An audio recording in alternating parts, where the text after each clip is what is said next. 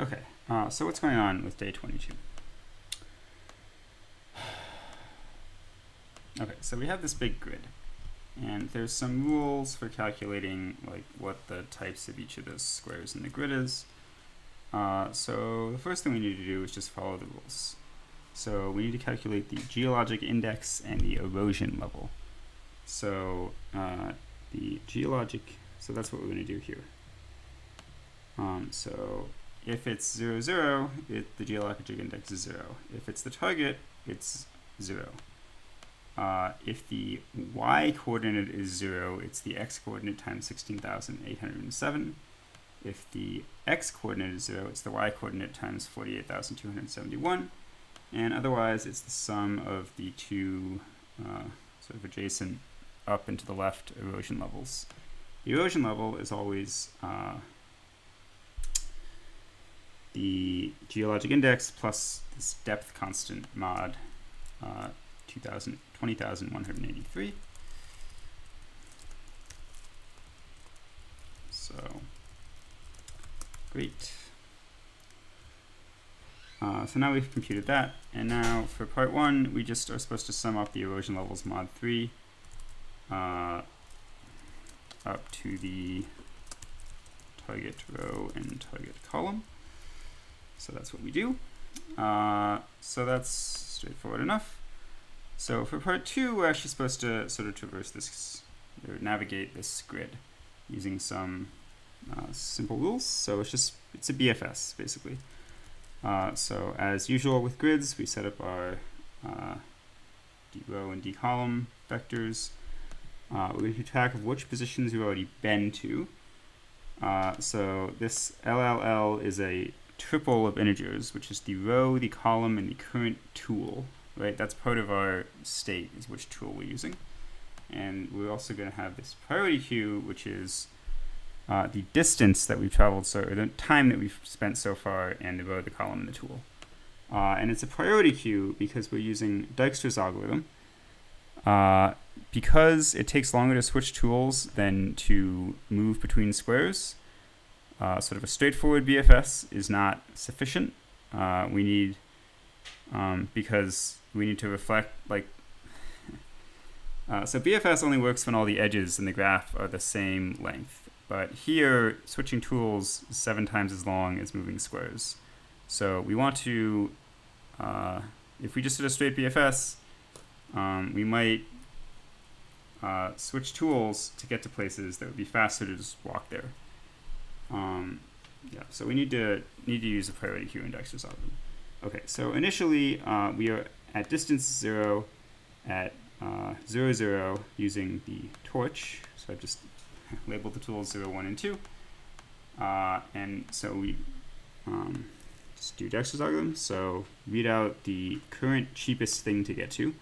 A note here is priority. We really want the thing with the smallest distance, but the C++ priority queue is a max queue. So I'm going to stick in negative distances because the max negative distance is the min distance. So we just need to remember to negate the distance when we're going in or out of the queue. So if we've reached the target and we are using the torch, then we are done. So print out the answer. If we have already been here with this tool, this is an important caveat. If you've already been here with another tool, it doesn't matter. This is a new state. But if you've been here with this tool, there's no point continuing because we're at a later time. Right? The point of Dijkstra's algorithm is that you're exploring the states in order of the minimum time to get to them. So if you've already been here, we know that it's now later, and this is like strictly worse.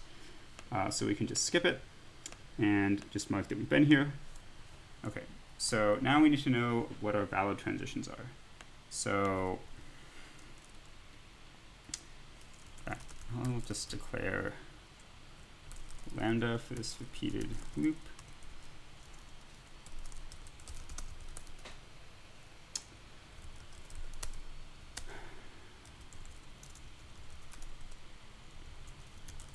So if type is 0 and tool is 0 or tool is 1, turn true if type is 1 and tool is 1 or tool is 2, true if type is 2 and tool is 0 or tool is 2 and true. I did it again.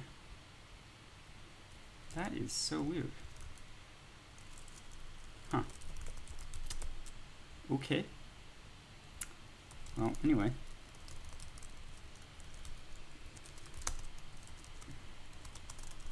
So this is a sort of an inner function. Actually, there's no real reason to make it an inner function. I can just clear it out here.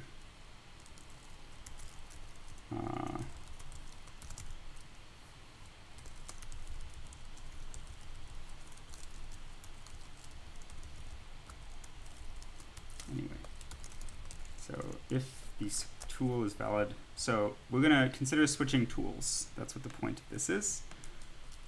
So if the tool that we might want to switch to is valid for our current rock type, then we're allowed to switch to it. So pass in the new state d plus 7. We have to remember to negate it. And our current position and the new tool type. And then also we can move in one of the 4 orthogonal directions. So figure out what the new square was. If the new square is off the grid, then skip it and can't go off the grid. And if is valid, EIRCC mod 3 tool. So if our current tool actually allows us to go to this square, then we can go to the square. So that takes 1 minute, and we go to the new square with the current tool. And that's it. So we're just going to keep exploring sort of the valid states that we might be able to get to. And once we get to the target state, then we're done. So 1075 and 6318. That's exactly what we want.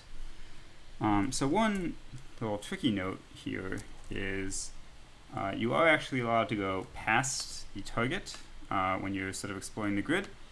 And this is actually, so this is not, you don't do this for part 1. You're just supposed to figure out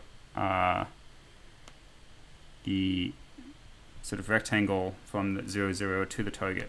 But for part 2, you're allowed to go outside of that square and or that rectangle. And indeed, for this sample, you have to for an optimal answer.